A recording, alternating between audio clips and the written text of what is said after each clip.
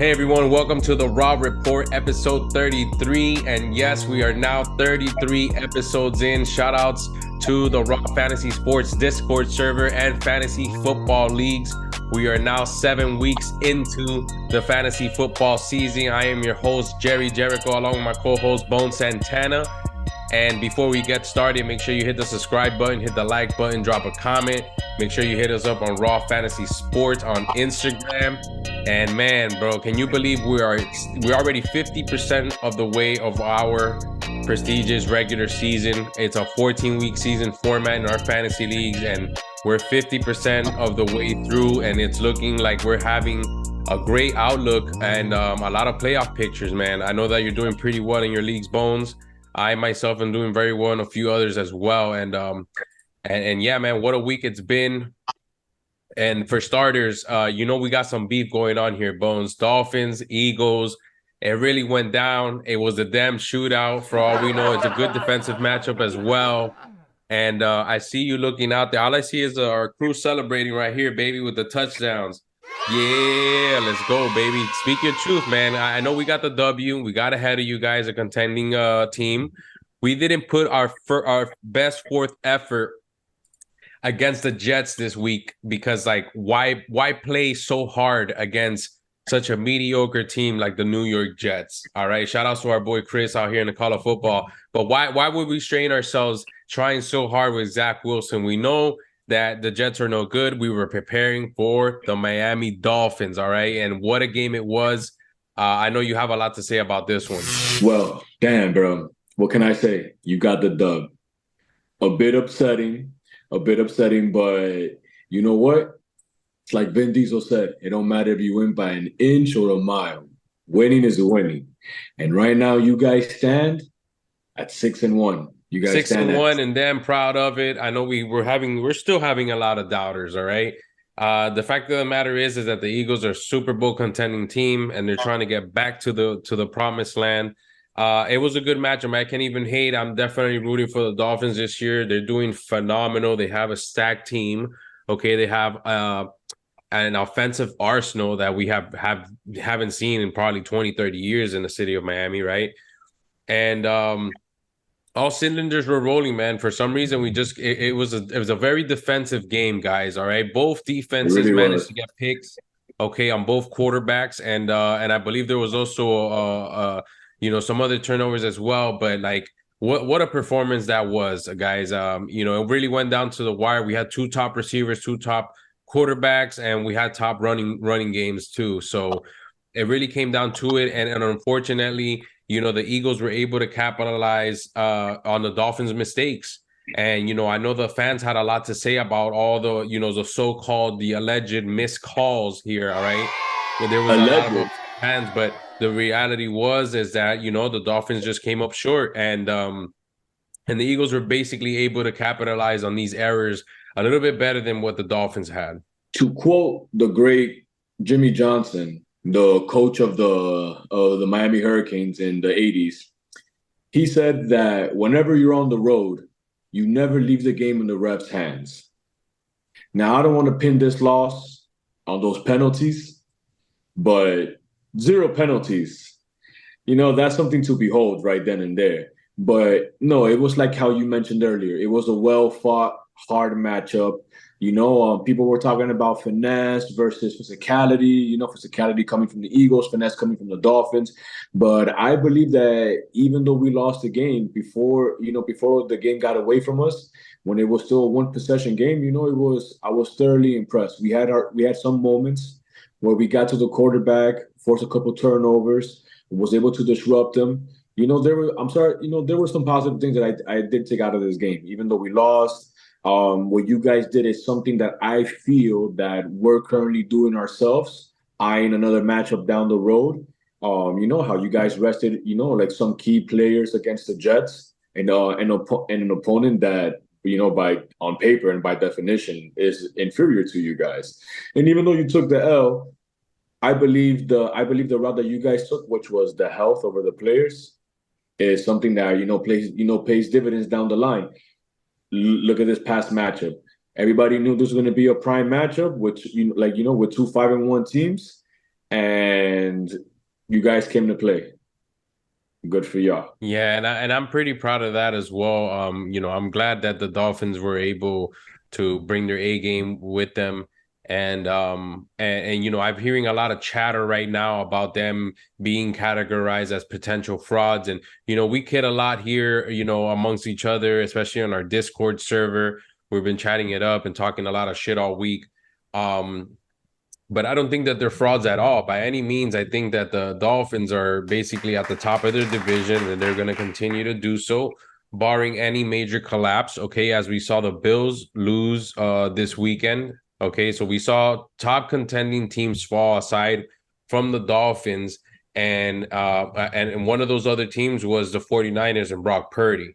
Now, Brock Purdy, he started stellar. What was it, 10 games in a row that he won as a starter? Something like that. And the point is, the kid hasn't lost any type of games as of yet. I think this is his first true loss.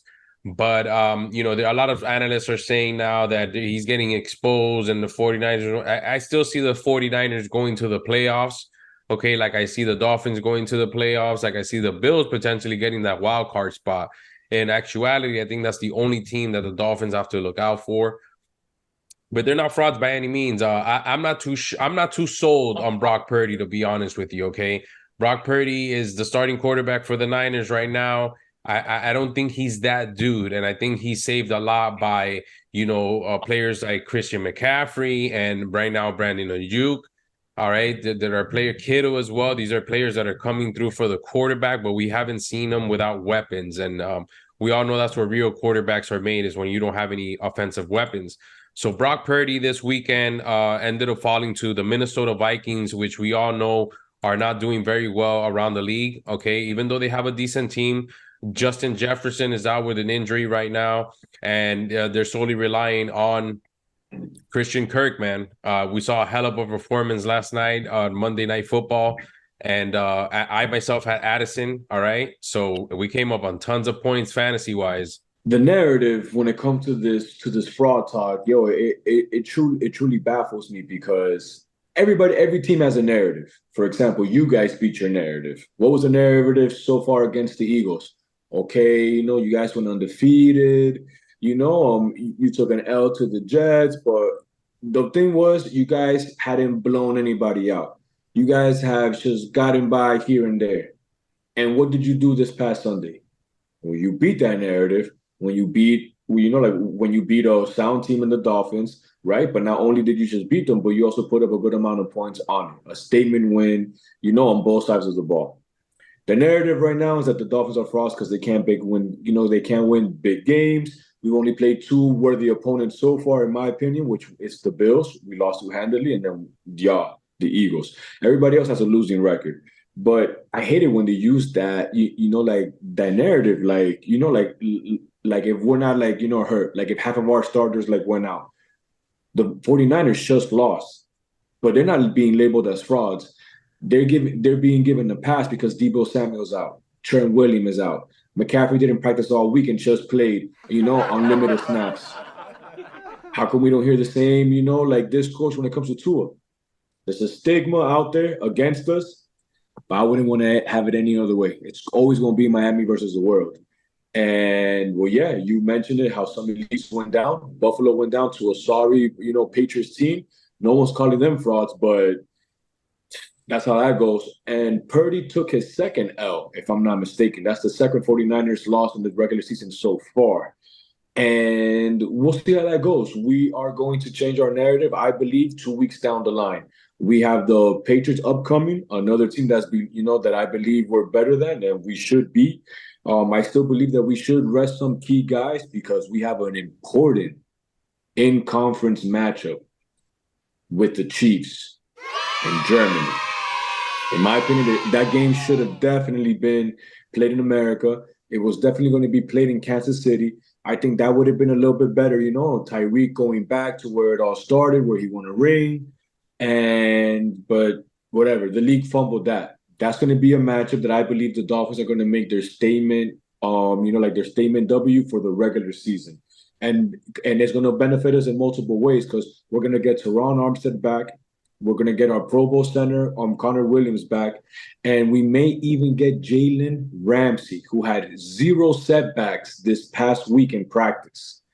This man literally called his own number out and said he'll be back by November, the latest, and he's looking up to it. So I believe we're just resting up. Unfortunately, I wanted this win very bad against you guys because you guys are a quality opponent. Who doesn't want to beat a good team, especially on prime time, right? Yeah. But I respect the decision of resting some of our guys because that in conference game versus the Chiefs could have some implications down the line when it comes to playoff seeding. Because if we stay the way that we are, we're going to be a top 3 seed going in. Obviously, the head-to-head matchups matter. So this could be potentially be for home field advantage. Hopefully that comes to fruition. We'll see in 2 weeks when we do another podcast. But it's starting to shape up. The contenders and the pretenders are starting to shape up. Good for you guys, getting a good statement win. Let's see how this goes moving forward because aside from you and 49ers, I ain't seen nobody else in that NFC. Nobody else rocks me like this. Like, no, they got a chance. You guys have your work cut out for you. International game in Europe, 9:00 in the morning Eastern time. That jet lag, boy, that's gonna be very tough for them to overcome. And you got a point there. The Chiefs are really the team to beat right now. That's probably like the biggest obstacle you guys are going to have to face in your schedule. Patty Mahomes, he just makes magic with whatever he has. And let's be real, guys. Isaiah Pacheco has been paying dividends. I know he has on my fantasy teams. I have him on multiple rosters. As a starting running back, he's getting points. And Patty Mahomes is always Patty Mahomes. Travis Kelce put a great amount of points this past weekend. He got me the W on multiple leagues. And I'm very excited. Like I mentioned, the fantasy football playoff picture is now starting to take shape. All right. In our particular league, it's 14 weeks long for the regular season. And we are now 7 weeks down. We got the prestigious trade deadline coming up Thanksgiving weekend. And by December, we should already see us heading into the playoffs for our 12th annual RFS championship. And what an exciting week it's been. And we have another one upcoming. So let's get into no other further ado. Let's get into the bottom half of our show with the upcoming predictions. Let's do it. By the way, I just want to make sure that all of our friends and, throughout all the leagues, just want to let you guys know that I am in the top 3 through and through in all of my leagues. And I'm coming for the Polo League. It's a little personal in the Polo League. I'm going to set records in that league. Now, for those that don't know, the Polo League is our most prestigious league, the High Roller League. And it's one of the most difficult fantasy leagues that you would ever join in your life. Okay, we have never had a repeat champion in 12 seasons. Okay, and it's very challenging. It's very challenging for the first time ever. We have 12 teams on our roster this year, 12 owners, and shout outs to the prestigious Polo League, our top tier fantasy league over at RFS. All right, let's get to it. First week's matchup. Who plays Thursday? Okay, our Thursday matchup is going to be Buccaneers and the Bills in Buffalo. Ooh, talking about frauds, dog. Yo, they just lost to the 1-5 Patriots. Well, 2-5 Patriots now, but let's go Baker. Hey, you know what? I'm not even surprised at that pick because you read my mind. I'm not a Baker fan, all right? I'm not a Baker fan at all. But Mikey Evans has definitely been coming through for Baker Mayfield, and I have him on multiple of my rosters, all right? I'm not one to pick up any Buccaneers players know-how, but I'm going to go with the Buccaneers. They're going to upset the Buffalo Bills, all right? For some strange reason, there's something in the air in Buffalo right now that's kind of weird, and I sense the upset. All right. So I got the Buccaneers coming up next. The next key matchup here, the Los Angeles Rams and the Dallas Cowboys on Sunday, 1 p.m. game. I'm gonna go with the Rams. Yeah, nice. I like the pick. As you guys know, Cooper Kupp is back and Nakua is in there. They're kind of short-staffed at the running back depth chart right now. That's by committee. That's as much as I'd like to see the Cowboys lose, I have a feeling, they're going to be playing in Dallas. I have a feeling the Dallas Cowboys are going to take this one. So I'm going to go roll with the Cowboys. Okay. The All right. next one on the list, the Vikings and Packers in Green Bay. Vikings and Packers. You know what? I'm gonna give it to the Vikings just because their record doesn't really show what kind of team that is.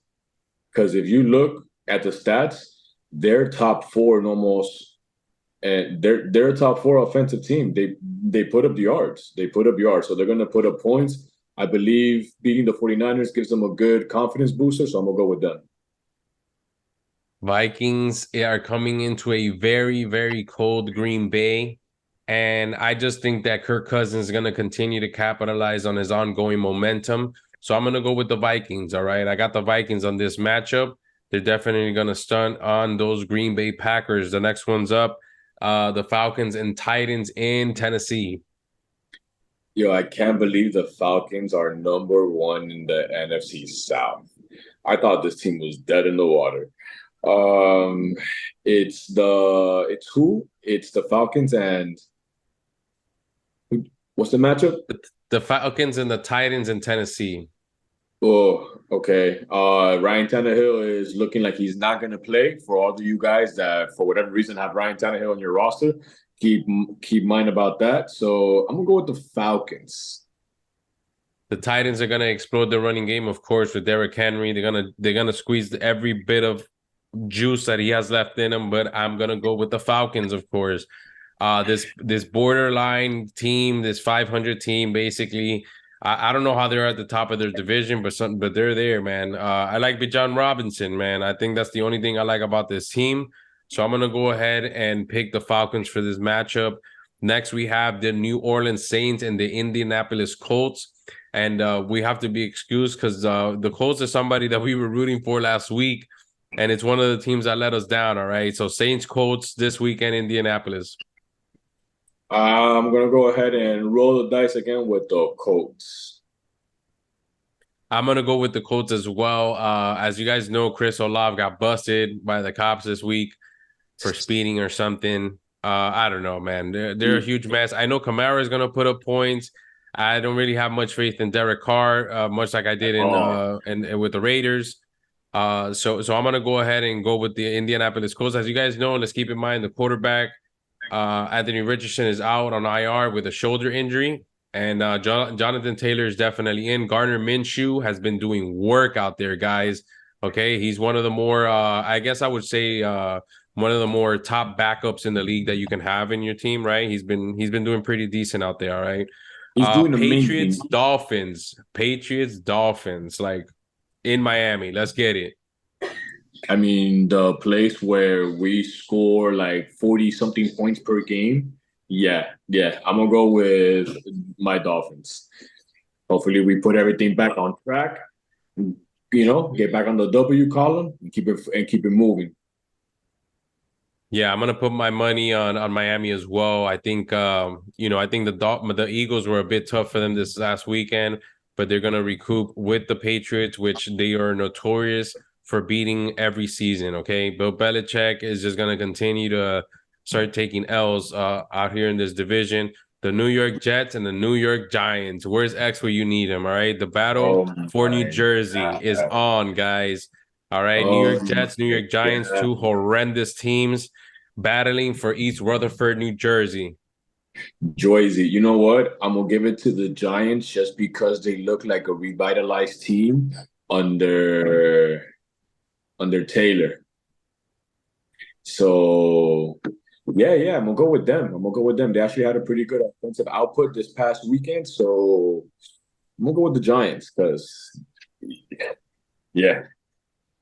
I honestly don't care who wins or loses this game, but I'm gonna bet that there will be this game will end in a field goal. There's gonna be a very tight one. It might be a very boring one.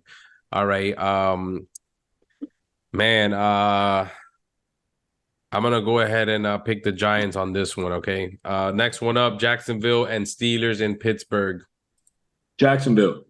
I need Christian Kirk. I need Travis Etienne to keep getting me those points. I need that. That's right, going. baby. That's right. Jacksonville's on fire, just as I predicted earlier in the season. Okay, Jacksonville is that team in Florida right now, along with the Miami Dolphins. And they're going to streamroll right through the Steelers, which I'm amazed. Okay, they got Deontay Johnson just back.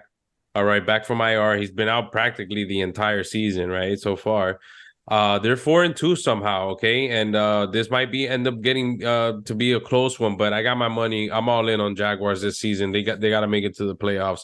My Eagles and the Washington Commanders, all right? The last time that we met, Slugfest. we got lucky, and and I think that this time is not going to be any different. 7-1 coming up. I'm going for my Philadelphia Eagles, baby. I'm calling a tight one because there's something about these division games because these teams are built for the teams within their own division. And yeah, I see you guys pulling out, like the victory shows. Don't get comfortable because they almost took it from y'all. All right, next one up is the Texans and the horrendous Carolina Panthers. I'm gonna go with the Texans. This should be a hands down, guys. I mean, in fantasy, it should be a hands down. The Panthers have not been able to win a single game thus far. They're 0-6 and they're playing at home. I'm going to go with the Texans as well. Cleveland and Seattle in Seattle. Shout out to Adam Thielen, though, for the past matchup because that boy wide receiver 1 in fantasy. And Cleveland and Seattle, I'm going to go with Cleveland. The XFL quarterback continues to amaze by doing what he practically can, but that defense is what's helping them Cleveland win. Myles Garrett is on a mission. That man is a beast. I'm gonna go with Cleveland. Yeah, and I'm a huge PJ Walker fan just because I ended up watching his XFL season. He ended up being a top MVP. And you guys should check it out. XFL is a good continuation of football, post-football season in the spring. And it's very entertaining. And I'm glad to see him in the Cleveland Browns. However, as you mentioned, he's just doing what he can with what he has. And he's been able to produce some W's while Deshaun Watson is out. So I'm going to go ahead and pick the Seahawks on this one. Even though DK is a little bit questionable, we have Tyler Lockett ready to go, which is a great addition. And then you have Kenneth Walker. So they got quarterback, they got running game, they got air, they have wings. So moving on, Chiefs and Broncos, guys. This is the joke of a matchup here, guys. If you're not picking the Chiefs to win this one, you're just losing out on your money. They're gonna make real orange juice out of these Broncos. I'm gonna go with the upset, Denver. Whoa, you smoking crack? I'm gonna be hanging out with Lamar Odom. I'm smoking crack. Upset. Nah. That's not gonna happen. Not in a million years, guys. It's gonna be a blowout. I just said it. There's something about these divisional rivals. They're built to beat you. You feel me? Every offseason, the Cowboys, the Giants, and the Redskins, like they look at the Eagles roster and they're like, how can we beat them? Right? Because right now you're the class of the division. It's you and the Cowboys, right? You guys, draft and sign, to make sure that you're one up on the other. That's what every divisional person does. For whatever reason, the team, when the Chiefs play, this is the second time they played, matter of fact, the Chiefs played the Broncos afterwards, right? After we had dropped 70 on these guys. I don't even think they got more than 20 points on them. That's telling. So I'm going to go with the upset. All right, so the next one up, Ravens and Cardinals in Arizona. Baltimore. Yeah, it's a hands down for me. I'm going to go with the Ravens. Lamar Jackson is just going to unload on them as well. He's going to continue his momentum. Bengals and 49ers. Bengals off the bye week. Oh, damn. If I didn't call upset already, I would say that. But I don't know. I feel like the 49ers are going to take their frustrations out on Cincinnati. But you never know. Since Joe Burrow, they just came off a bye. And they might come out swinging. Ooh, upset alert. From a fantasy standpoint, I think the players on the Bengals roster are going to do very well. However, I don't think that the Bengals are going to have enough to overcome this loss. I know that Brock Purdy is looking to bounce back from that loss. 49ers are not looking to be 5-3. Okay. or at least I don't think so. So I'm expecting San Francisco to win this one, but it will be a close one, guys. All right. The Bears and the Chargers. All right. Both teams with losing records. They're looking for something. Justin Herbert is not looking good out here, guys. He's just You not love to getting see it. these W's for the Chargers, man. You love to see it.